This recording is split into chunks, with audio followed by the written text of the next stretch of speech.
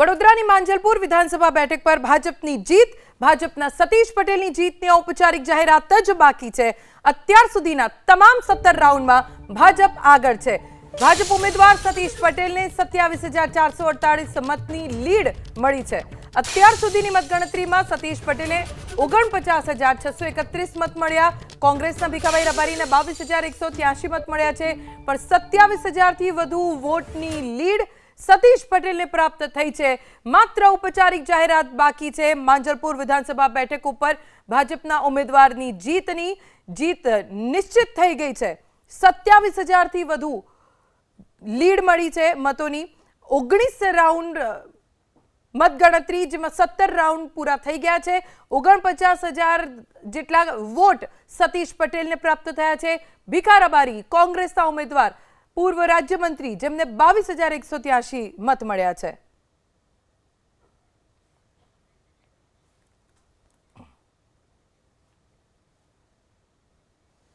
તો માંજલપુર વિધાનસભા બેઠક પર કોંગ્રેસના ઉમેદવારે હાર સ્વીકારી લીધી છે।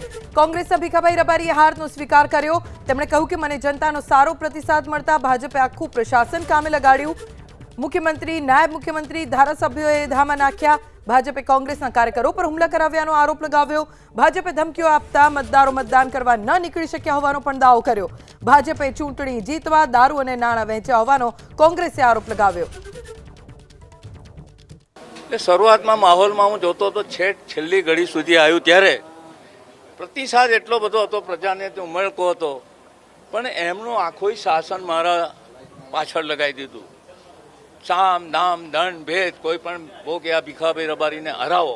મુખ્યમંત્રી અહીં પડી રહે, ડેપ્યુટી મુખ્યમંત્રી અહીં પડી રહે, ધારાસભ્ય અહીં પડી રહે, અને બધી રીતે આખી મસરી મારા વિરુદ્ધમાં કરી દીધી અને જે ભય પેદા કરી દીધો એ તો જવા દો, પણ આચાર સંહિતાનો સરેઆમ ભંગ કર્યો।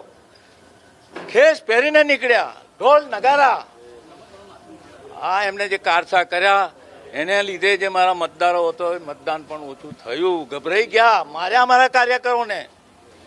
એ કે આખા જે લોકશાહી રીતે આ ચૂંટણી લડવી જોઈએ લડી શક્યા નથી, મને ન્યાય મળ્યો નથી। તો માંજલપુર વિધાનસભા બેઠક ઉપર ભાજપના સતીશ પટેલની જીતની માત્ર ઔપચારિક જાહેરાત જ બાકી છે। 17 રાઉન્ડની મતગણતરી થઈ છે।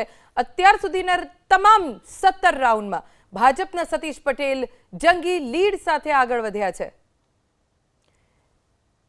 સતીશ પટેલની સૌપ્રથમ પ્રતિક્રિયા એબીપી અસ્મિતા ઉપર સંભળાવીએ। આજે ખૂબ આનંદની લાગણી છે।